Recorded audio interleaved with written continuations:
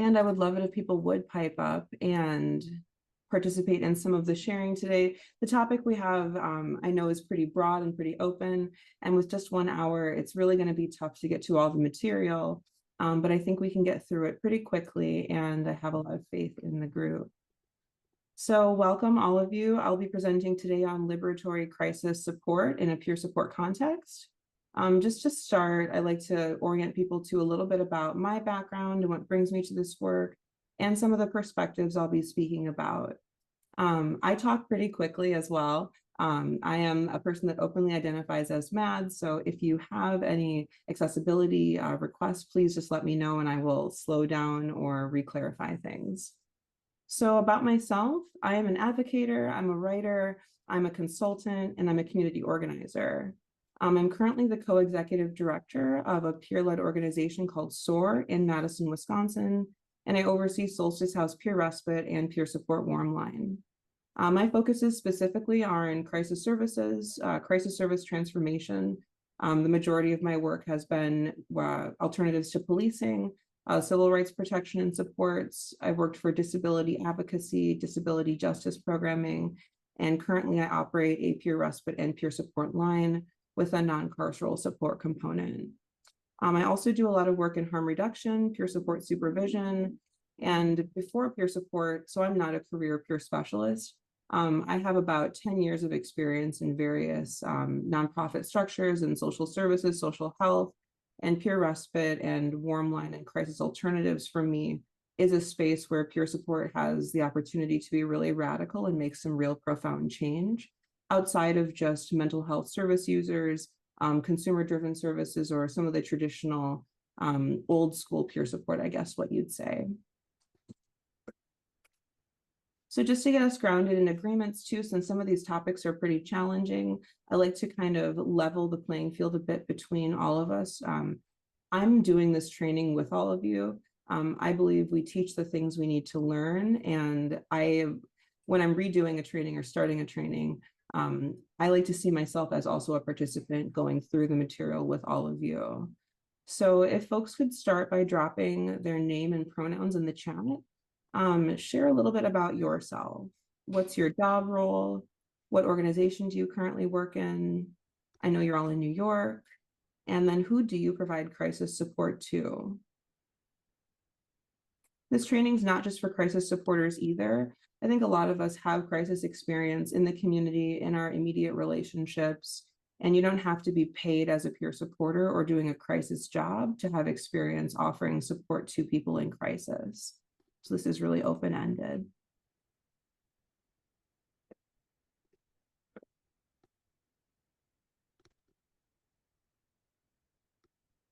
And thank you for the folks using the chat.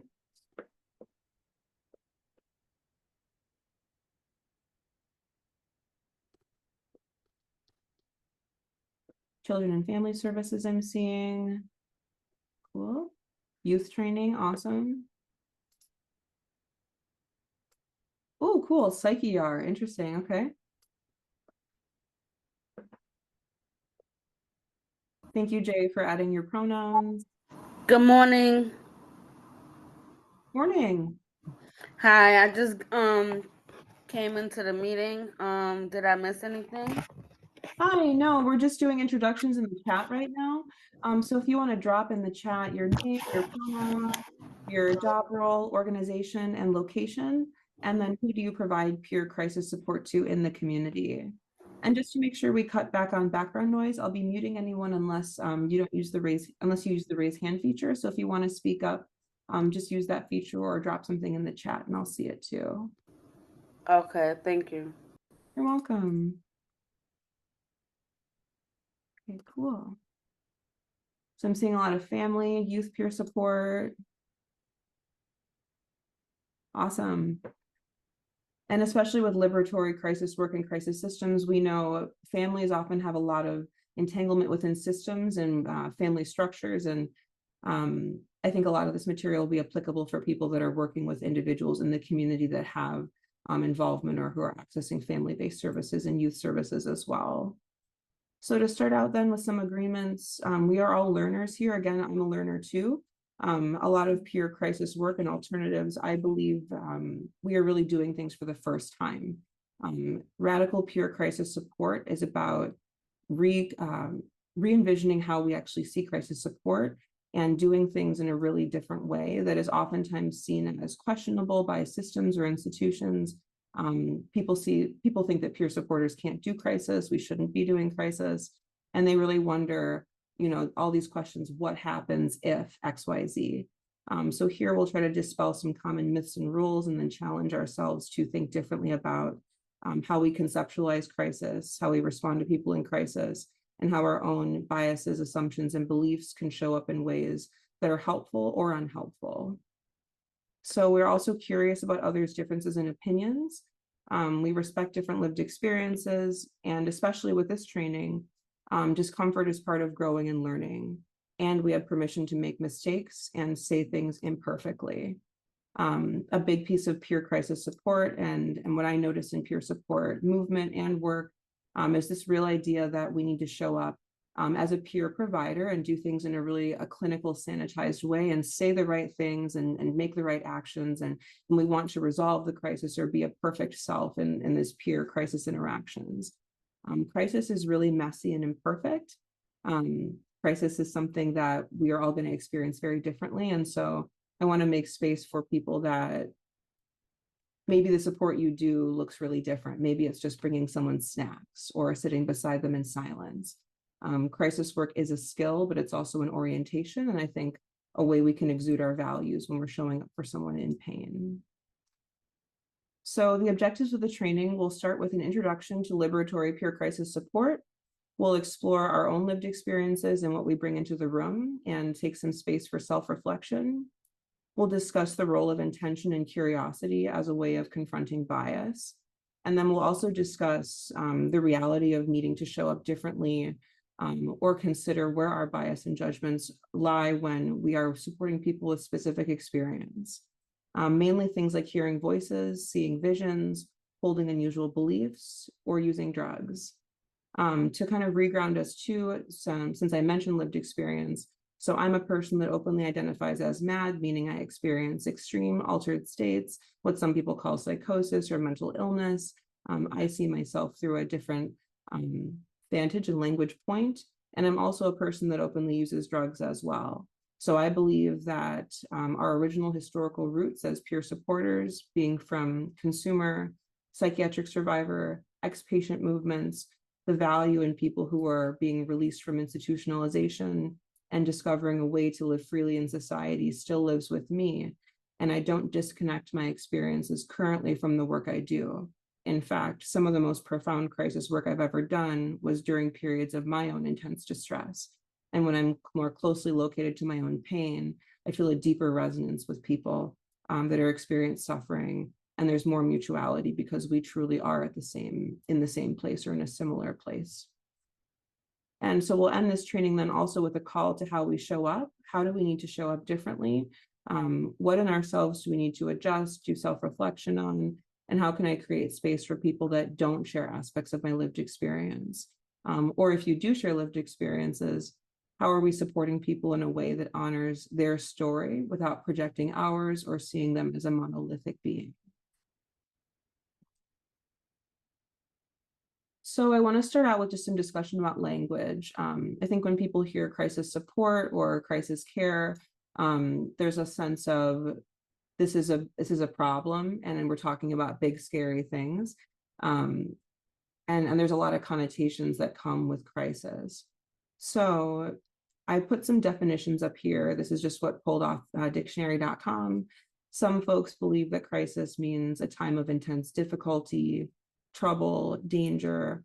You'll also see all these synonyms like emergency, it's a disaster, there's difficulty, there's drama, there's a culmination or a climax.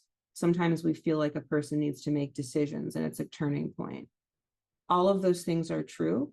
I'm a person that experiences pretty ongoing crisis. Again, we teach the things we need to learn. So I'm someone that experiences a pretty high level of distress.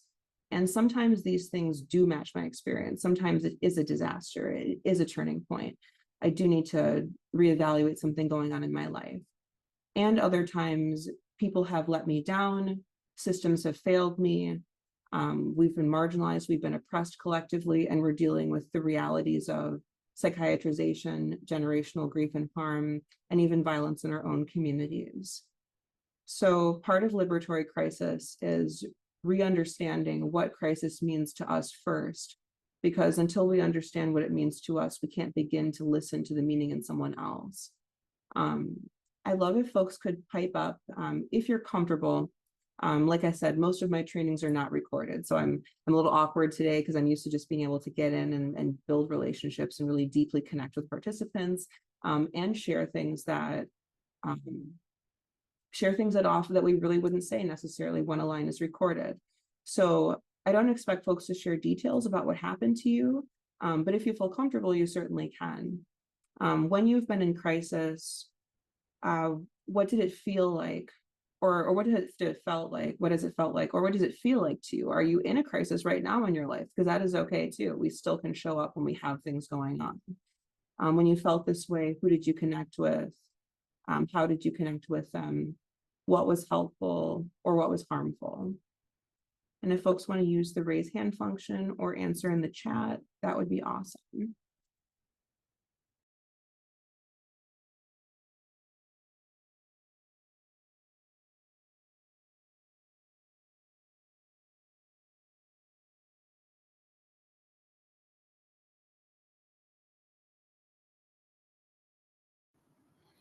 I'm sorry, can you repeat that?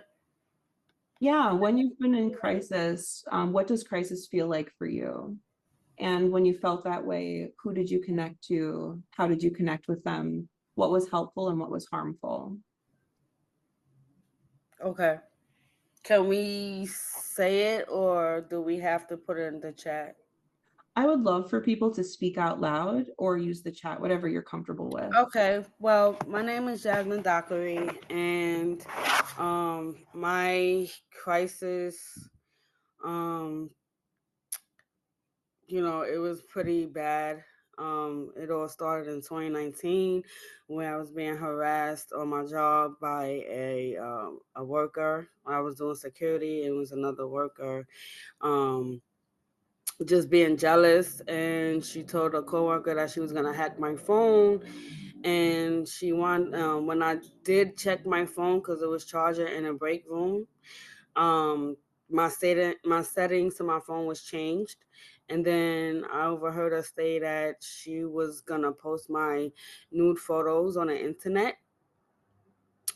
Then so when I overheard saying that she was gonna hack my phone, I searched her name up and everything, and I screenshotted it, and then she went and told everybody that I had her name and stuff in my phone.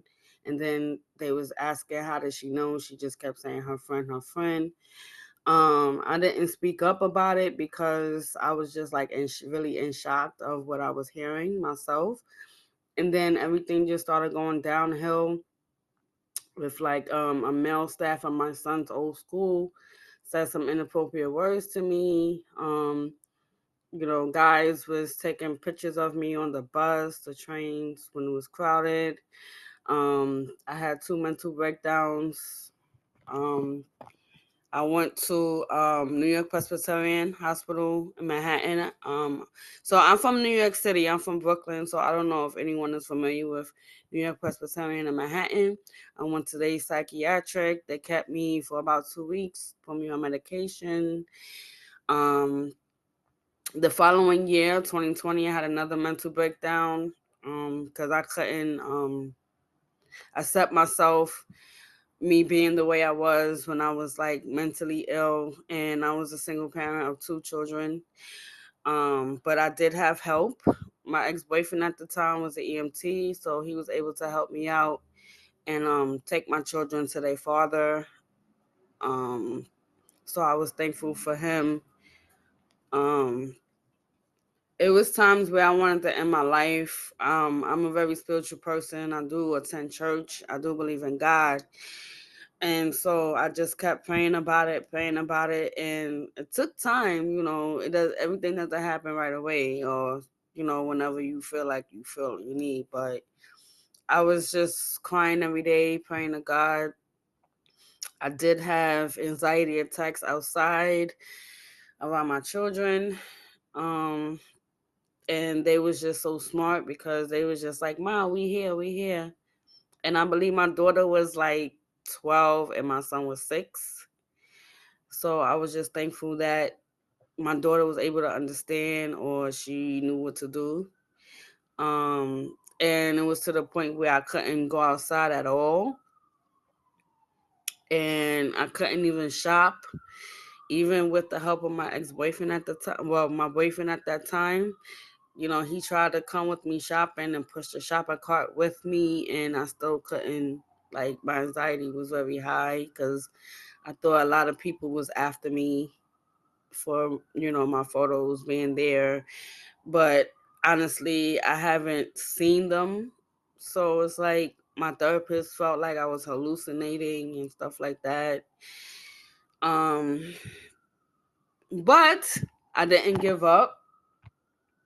I went to a pros program that helped me, and like after I was discharged from the hospital, they sent me to Kings County Hospital partial hospital program where there were like different groups of coping skills and art and stuff like that, just like I've done in the hospital.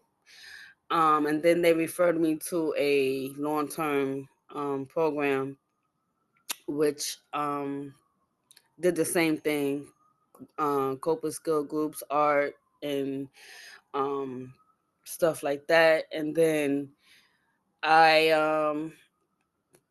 I was referred to a program with Goodwill. Um, I forgot the actual name of the program. They referred me to LaGuardia Community College mental health care specialist program because I wanted to become a mental health care specialist and help others as myself.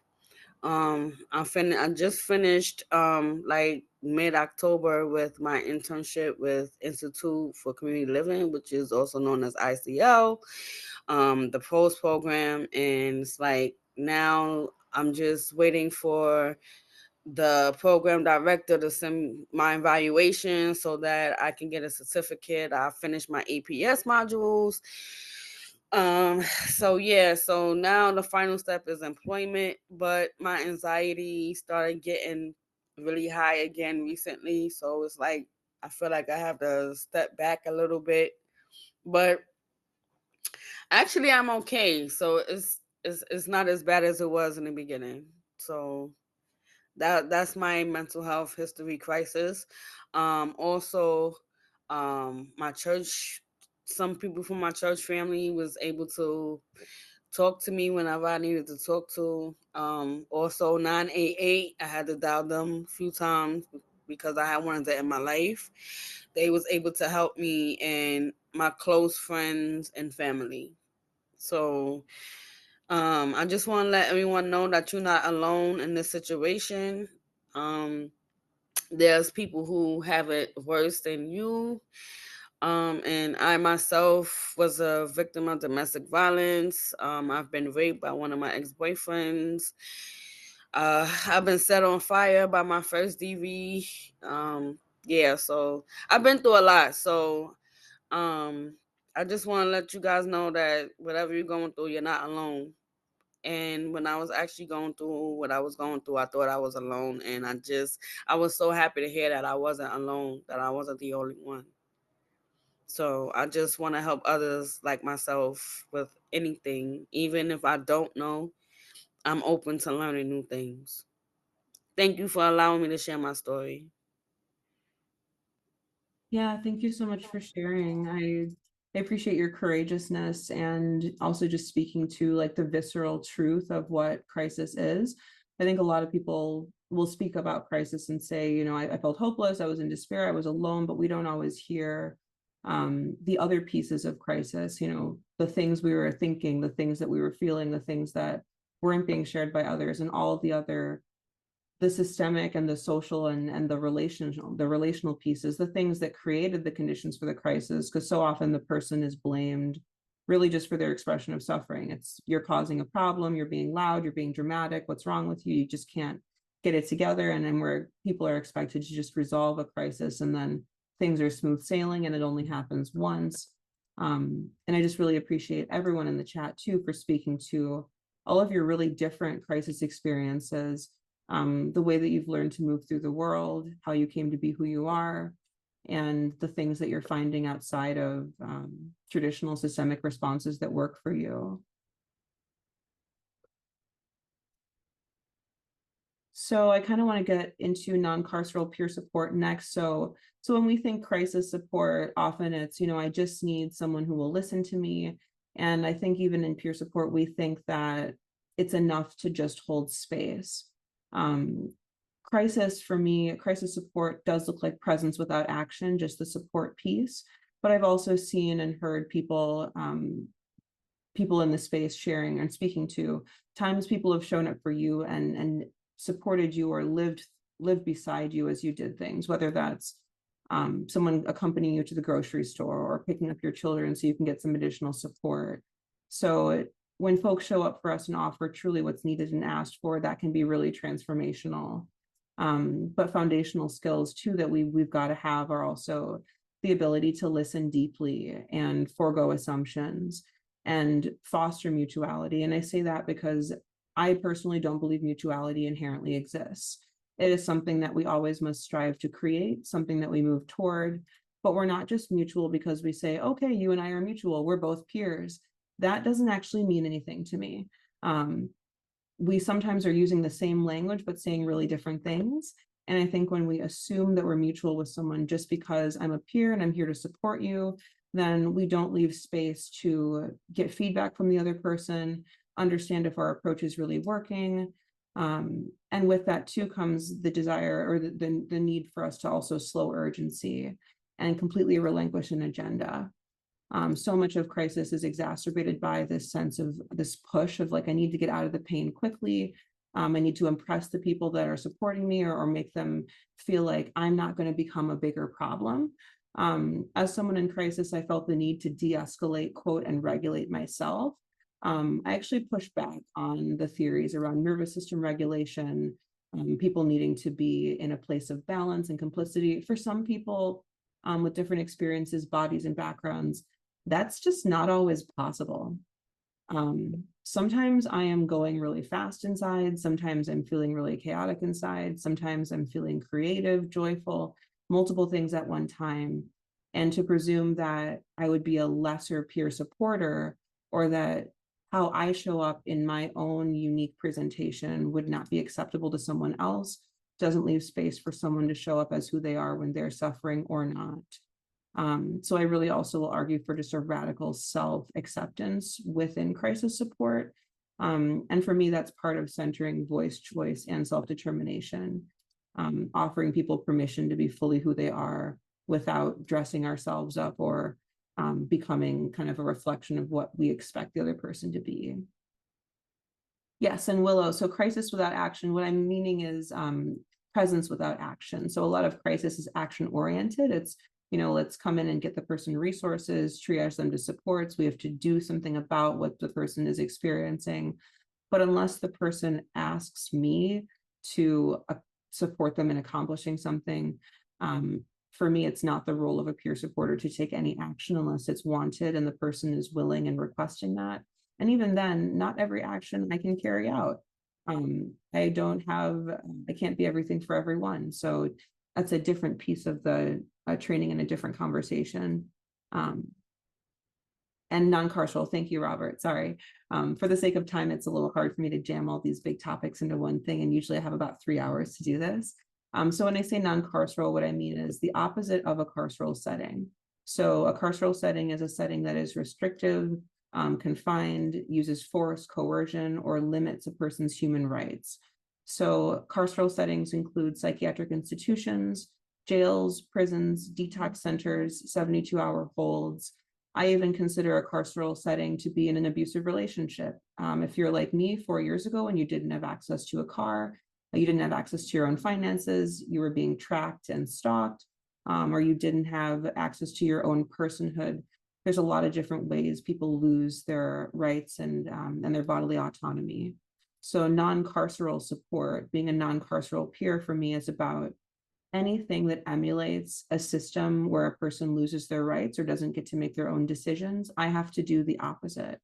So non-carceral support is also not asking people for extensive documentation, not searching bags before someone comes into a respite because I'm not presuming that they are bringing weapons, not throwing someone's clothes in a dryer because why would I presume that they are carrying anything with them? It's not behaving like an institution or a system. It's treating someone like a human being. And it's really sad we need a term for this at all. It's disappointing we need to define that to begin with. So the next piece then is, what makes something liberatory? Because I also hear this language being thrown a lot around a lot in peer support is everything's liberation and everything's about freedom, but what does that actually mean? So liberatory theory is actually connected to a sociology and psychology theory, and it's about practices that strive to mend fractures. So fractures in relationships, fractures in experience, and fractures in society caused by oppression. So an example of a fracture would be people who hear voices are told that you're not able to live a functional life and you're just going to continue getting sicker. I'm a voice here. Those things were a fracture for me. So a liberatory practice is me joining a hearing voices group and understanding how I want to relate to myself differently and what that means for me. Liberatory practices aim to include what or who has become marginalized, whether that's psychologically or socially or both.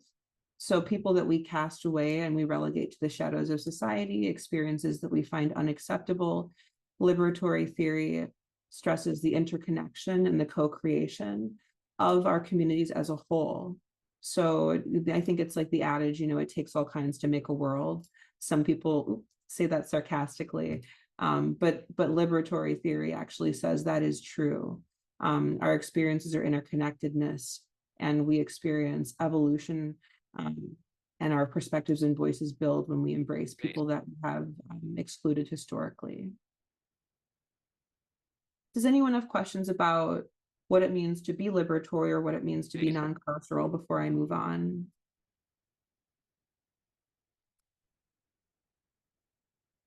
Cool. So then getting to Mad Pride, which I wish I just would have opened with, this is my first time actually presenting as an openly identifying Mad person. I've been in this work for quite a few years. I've done a lot of radical crisis trainings, but I've never actually self-disclosed specific aspects of my experience because of some of the things I'm talking about in this training and because of how stigmatized and how important it is for us to be openly visible about we are really no different than the people we support. We cannot separate our experiences once we're in paid peer support work and forget what led us here. So Mad Pride originally was formed in 1993 in Toronto, Canada, in response to local community prejudices towards people with psychiatric histories that were living in boarding homes, which is a form of carcerality and a loss of rights. MAD activists reclaim language that transforms understanding through mass media campaigns and education. So things like, you'll see like little pins on Instagram, like cute but psycho, or like playing with language and playing with words is what marginalized communities have done since the dawn of time. You see this with disability communities, you see this with Black and Brown people, reclaiming language that's been used as weaponizing, stigmatizing, hateful language, and transforming it into what we believe is true. The Mad Pride flag is actually the Cheshire Cat from Alice in Wonderland. So there's some lovely sayings like we're all mad here that I really, really enjoy, that just bring some humor and levity to what for many people has been histories of harm and a sense of personal negative identification. And there is so much power and meaning when we define our own experiences of psychic distress and allow people to self-define their experiences in mental health systems. So I see Mad Pride as a critical component to liberatory peer support and liberatory crisis support. Giving people different language to use is a skill.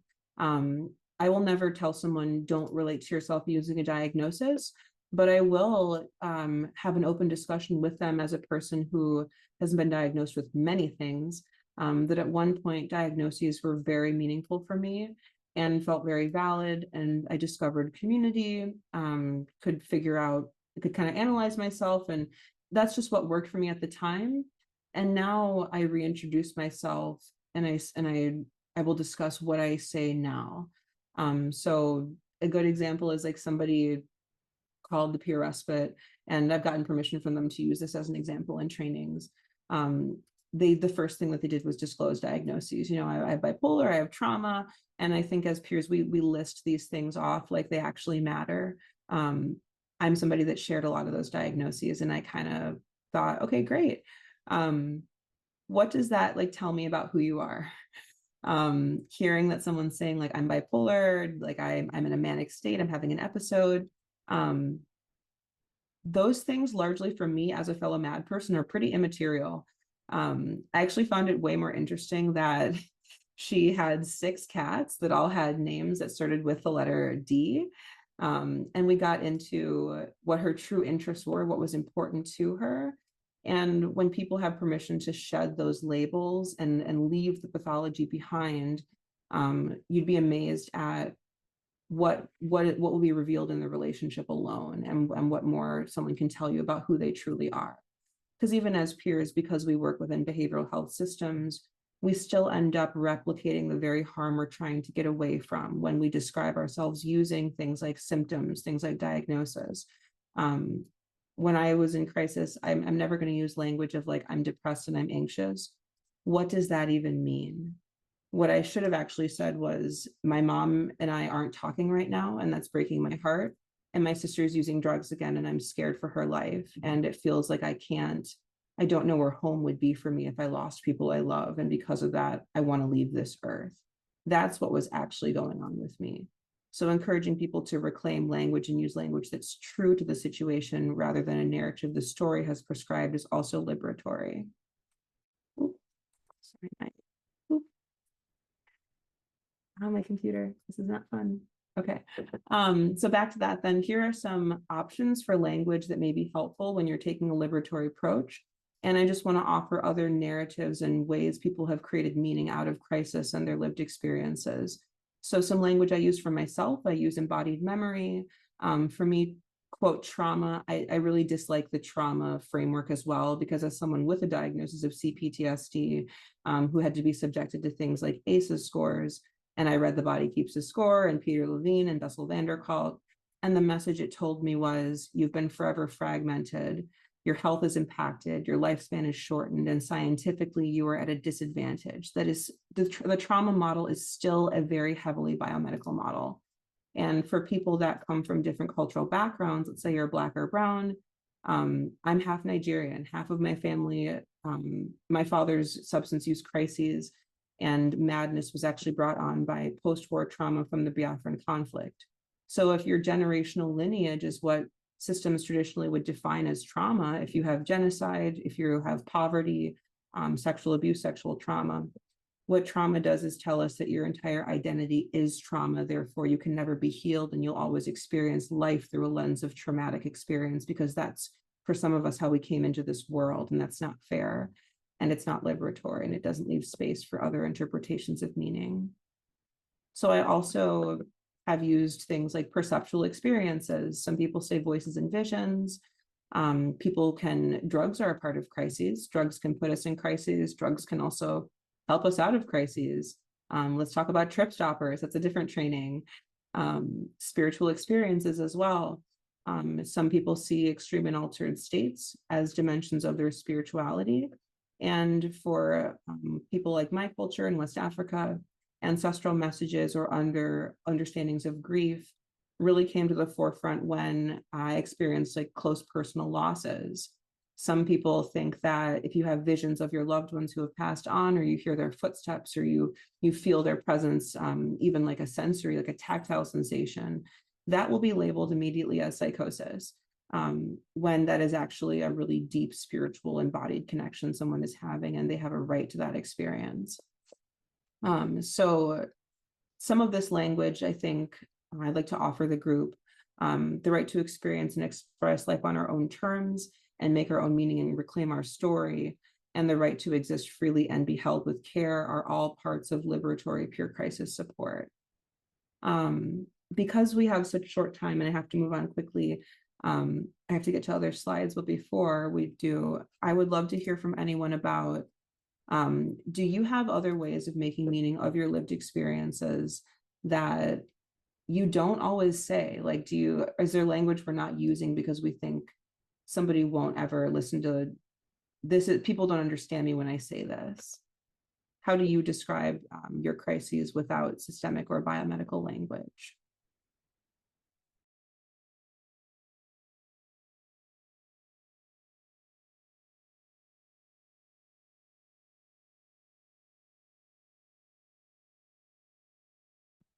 I just use real words, just plain and simple. And sometimes, like, I'm a cusser, so I do get mad, or I don't know why I feel certain ways at the time. I think sometimes just keeping it, plain language and just saying how it is sometimes is the best way to get your point across instead of always having to try to think about, like, why am I feeling like this? Why am I blah blah blah? Because it it might be hormonal, it might be, I'm just throwing it out there where, most of us women do have, we go through that stuff. And you know, not that I'm trying to throw a bias out there or anything, but I just think sometimes just, you know, um trying to communicate, in the way that who we are and what we're like, because we're supposed to be staying authentic. And if we're not, you know, being vulnerable with how we feel and using that plain language of who we are, then are we really being vulnerable? Are we really being a peer support? Are we being honest with ourselves? Yeah, thanks for speaking to that. And thanks for also noting the bias pieces, because that is actually what's up right next after that. Thank you. Jay, go ahead. Yeah, I wanted to share. I do, even though I'm a professional peer, so to speak, on my as a hobby, I guess, I do drag. I perform in drag shows, and I've also used that as like a sort of pseudo peer experience. And I don't use words really at all. I use music. I make my performances very intentional in destigmatizing certain experiences and inviting people to participate in ways that they're going to find kind of if they relate to the performance that I give, that they can participate in a way that's meaningful and healing for them. So sometimes, I guess my point is, sometimes you don't even really need words. Sometimes you can put some music to it and people will gravitate towards what's meaningful for them.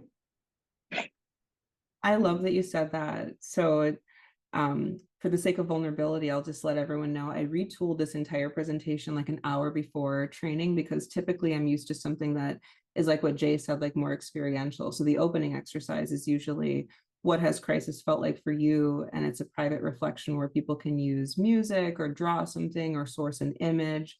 And the bulk of my training has things that are nonverbal, non-language. And then that's another piece that in a separate training we'll talk about, is how senses of urgency and structures that are medical in nature, or whenever we standardize something, we have to rely more heavily on language than we do the felt expression of an experience, or touch, or just space and time. So I'm going to acknowledge that even during this training, it's really language heavy because I've got an hour and feelings take way more time than talking, which really sucks. So thank you for that piece. It's super important. And crisis support with drag sounds like amazing. Let's see. Anyone else care to share before we move on? Cool. So I say this carefully, but I say this honestly too, like lived experience just isn't enough. I want to talk about identity first as well with some of this work. So I strongly feel that I do not identify as a peer. I don't identify as the job I do, the role that I play, or the source of my income. Lived experience is something I have, and peer support is something I do. So I think crisis work gets fumbled, mishandled, at times even misappropriated, because we think we need to show up as some kind of a perfect version of a peer to do crisis work well, and being a peer means something. So it means I use specific language and I use my OR skills and I'm reflecting and asking open-ended questions and all those things.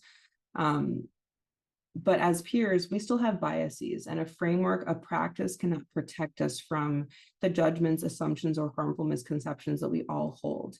Lived experience is also not shared experience. So this training is not meant to say, as long as you locate yourself in your experiences, then that means that you're fully capable of showing up for everybody else. No, it's being really mindful of what I bring into the space, where those assumptions and associations that I've built throughout my life are going to show up, and how my actions and behaviors, how my intention is actually reflected in language or not. And that mutuality is not inherent, but something we must always move toward, especially when it's intersecting identities, and the peer workforce is very white centric. It's a white majority workforce, and we are very heteronormative and have all the same challenges that other adjacent workforces have that I've been a part of. So I've, for other background, additionally, I worked in disability advocacy. I worked for a mental health organization. I've worked in housing, and I've worked in substance use support and harm reduction.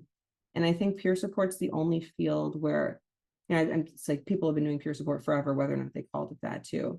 It's the only field where we think that because we're peers, we're exempt from the reality of harm and the reality of impact, and how we really need to show up differently when we're in crisis, because of that shared understanding of what it means to have lived experience, have been collectively oppressed, whether that was by a health institution or society, and how that requires us to show up really in a different form of intention. So this slide up here is kind of a quick reference on, I'm calling it harm, repair, and humility. So this is actually an exercise I just did with myself.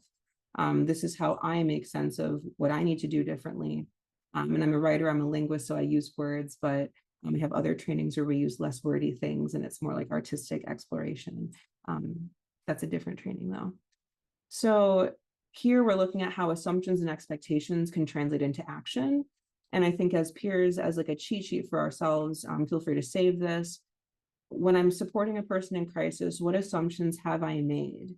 And how have those assumptions reflected in my actions? Some of the common pitfalls and misconceptions in crisis are that just because we're connected and we understand ourselves and the other person, that my own lens can't overshadow the person, that I can't catch myself trying to make their story fit in the context of mine. Oh, I've experienced that before too. That must be terrible. Or, oh, that makes sense. And I'm following. And then there's this moment of, oh, they said something that is totally not about me. And I realized, am I taking myself for a ride, or am I actually listening here? I do that. We all do that. That sometimes can happen when we're having even a deep relation with someone. Also, this kind of compulsion to need to make sense of what's happening in the story, like I said, following along, and for it to have a meaning that we understand and that we accept. So much excellent crisis support work doesn't get accomplished because we're so focused on staying on track and following what the person is saying and fitting in and kind of categorizing and systematizing the information they're sharing and figuring out where should I jump in and what's important and what should I follow back to. And when I'm having a conversation with someone I love, I'm never thinking those things. So we have even this clinical mindset when we're supporting someone in crisis that the distress means a higher level of response, that it commands this professionalized version of myself, and I have to be analyzing, looking for clues and seeking information and uncovering this golden story. People in crisis don't owe us anything. They don't owe you an explanation. They don't owe you a sense of accomplishment, and they don't owe you a resolution to the crisis either. Just showing up from a place of, I accept whatever is going on.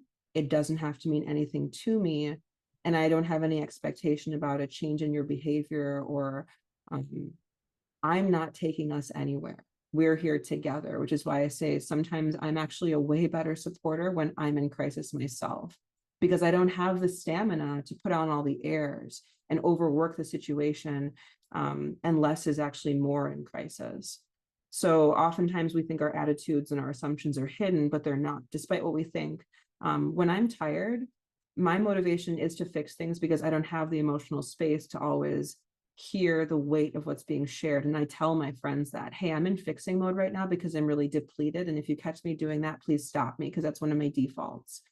We have to know this about ourselves. What do you default to when you're exhausted? What do you do when you feel like you're out of options? How do you show up when you feel powerless? Do you seize control? Do you seek for answers? Do you start interrogating and investigating? And how does that damage your rapport with the person you're supporting? The other piece of this then too is, how do bias and judgments also create harm? Some of us have judgments about people that seek support and express distress because we didn't have a right to do those things safely. Just because it was hard for us doesn't mean it has to be hard for someone else. So a lot of judgments and biases I hear in crisis support is, I don't support people who are feeling victimized. I don't support people that don't want to change. They have to want it for themselves. I can't do the woe is me, the pity party. There's always something wrong. This person's always in crisis. They're attention seeking. When really is there envy or jealousy that we didn't have that same right to care? Is there a sense of, is there cultural judgments about people that feel entitled and able and willing to reach out, that know that care is a human right? How much of that is my own stuff I need to unpack, and where is the resistance inside myself coming from this person if they're not deliberately being harmful to me, but something is rubbing up against my stuff, and it means I don't want to connect. So what biases do I hold? What judgments are produced? Do I have a bias against people that complain about things that don't make sense to me? Those will show up in passive aggressive, subtle disinterest. And we can also then believe that our biases are less harmful because they're more universally acknowledged. So some of these adages too, like, well, everyone is racist, or like everyone has bias, even that term kind of gives us then permission to say, well, I don't need to work on them because we all have them. So we're all doing the best we can. When someone is in crisis, doing the best we can, that's all we're ever doing. And it has effects. So just because we want to work in crisis work doesn't mean we actually should. And I think that to work in crisis, you need to be more intentional and more thoughtful and center the impact of how you showing up does affect that person. And we have to lean away from perfectionism, because then we have difficulty receiving feedback. So as peers, if we also go in and say, we can over course correct and say, I'm going to shed all my biases, take all the bias trainings, get all the cultural competency, that way I can do no wrong. And so I have a sense of benevolence because I accept everyone. What happens when you're in a situation and something is happening and you don't accept that, or you have to admit there's harm? People in crisis can also cause harm. Part of my healing has also been accepting a sense of self-responsibility for, even in an extreme and altered state, I'm still a person, which means I'm still responsible for all the decisions and behaviors that I made, even if I didn't feel I had entirely full control over myself. And I still have to answer to those impacts in community. So we're all capable of harm. People who are receiving support can cause harm to people they're supporting. But as the people providing the support, we can also be harmful. And so sometimes in crisis, we harm each other. And that doesn't mean it's not a valid crisis interaction. That means that we have had conflict. And conflict is a part of crisis response. So confronting bias, this is also kind of a quick sheet that I've made for myself, how I've made sense of this with languages. So for other contexts, I was a writer originally. I'm a creative writer, I'm a poet, I'm studying to be a journalist. And my journalism professor said, journalism is writing without adjectives, which sounded really gross to me. I love writing in color, and I love being a storyteller. And if you're a creative, we can make meaning out of anything. So I actually need to work, part of my healing and working through what some people call trauma or distress, is paying attention to the story I'm writing that might not be helpful, and not sanitizing or clinicalizing, but removing the bias and assumptions that I have, even as it relates to others and myself. So I have to separate the two. What is observed what is evident, and then what am I perceiving in a situation? And these are two examples. So what is observed for me is what's directly experienced through the senses. And, you know, flag for ableism, because not all of us have the same use of our senses, and some of us experience the senses really differently. So there's always space for this to be reworked and changed. So if a person is speaking loudly, tears are coming down their face, there's noise in the background and I can't hear them, the only thing I can actually extrapolate from that situation is that the person is crying and it's hard to hear what they're saying. I can't assume that the call might end, they're yelling at me. There might not be yelling, maybe they're just talking loud, maybe the volume of my phone is super high. And now onto the other side, what's being perceived, checking about the meaning I'm making and how what I have created based on my underlying beliefs and assumptions is really critical.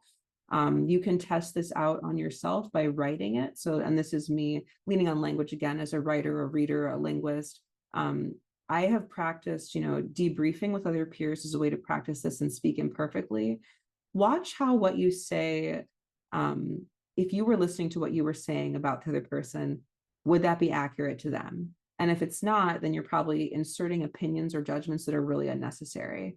So if the person's face is red, their arms are crossed, they're walking back and forth quickly, they're yelling and rubbing their head, I could assume the person is talking to themselves, they're angry, they're stressed.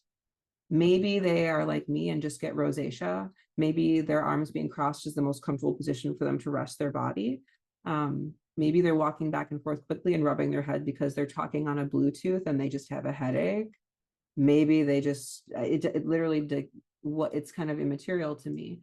So much of crisis response is changed when the way we're narrating an experience in our own head is taking shape in a subconscious story with or without language. Because I don't have to think these things. I can feel these things. I can feel this person is stressed and I'm scared. I'm having doubts about what will happen next. And I have to notice when I'm constructing a reality that the person has not told me themselves. Because when people are in crisis, they're showing up saying, this is what's going on with me. And when we're providing support with someone, sometimes we find ourselves trying to figure out what's going on with us as it relates to us, because we're still making it about ourselves. So decentering myself from the experience and listening to what words the person is saying, what are they saying is going on, and can I relax long enough and actually sit and listen and invite that person's reality to even become mine for a moment, because I'm the one offering the support.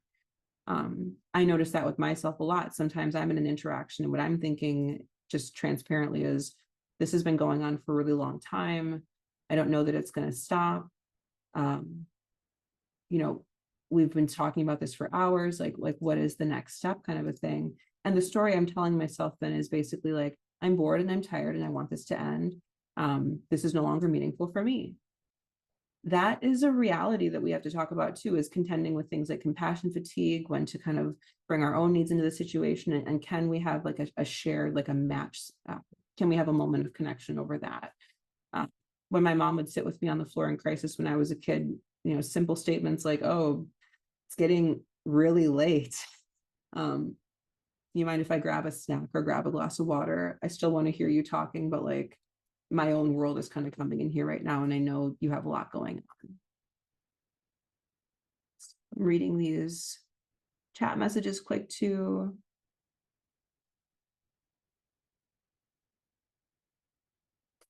Yes, I can strongly relate to the I also experienced the impending anxiety, feeling like it is, or the anxiety being read as impending aggression, or someone kind of, I don't know, weaponizing, having a really hard time sitting with my discomfort and making it their own, is how I'll say that.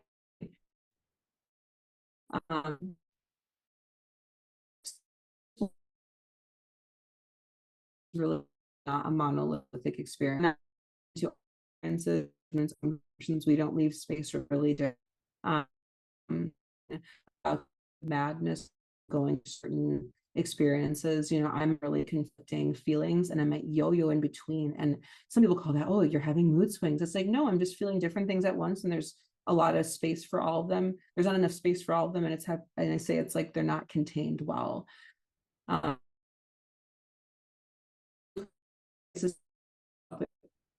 fearful, they can be joyful. There can be conflict, you can experience, but the pieces that are we differently in crisis, this call to action is, how do we experience trust in ourselves, trust in the person, freedom in ourselves, freedom in the other person, and then ultimately, how do we experience story? And I can have my story, they can have their story, we can have our story, and they never have to match. Two things can be true, multiple truths can exist.